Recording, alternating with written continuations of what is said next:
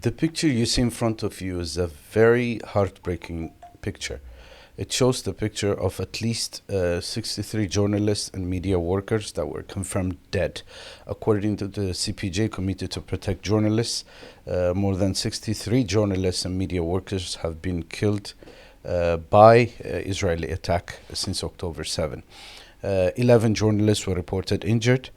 3 journalists were reported missing, and 19 journalists were reported arrested by the IDF, basically, and multiple assaults, threats, cyber attacks, censorship, and killings of family members. The picture that you see here are only the picture of the journalists, but unfortunately, these journalists were actually targeted, some of them along with their families. Some of them, more than 42 members of their family have been killed along with them, because the Israeli government actually chooses to target the whole building of the journalists' home. Basically, that's the type of journalist killing that they've been occupied in. Imagine this happening in anywhere out of Gaza. Imagine this happening in any type of Western countries. What would have been the response from these Western leaders? They would have surely marched for free press, as they've done in the Charlie Hebdo attacks a few years ago. Journalists would solicit condemnations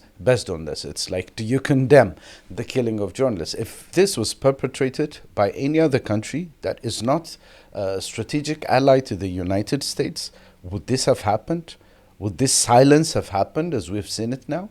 No, it would never have happened. This would have made the headlines to all the main Western media outlets. And what has it shown to the public? The public has seen, including the people in the West, they have seen that Western leaders are not committed to their democratic values, values like freedom of press and freedom of expression, and they care only about their interests and the interests of their allies, basically. That's why the US actually sponsors and supports all the killing of journalists in Gaza. And this is happening with the approval of the West. Have no doubt about that. And this actually is very heartbreaking.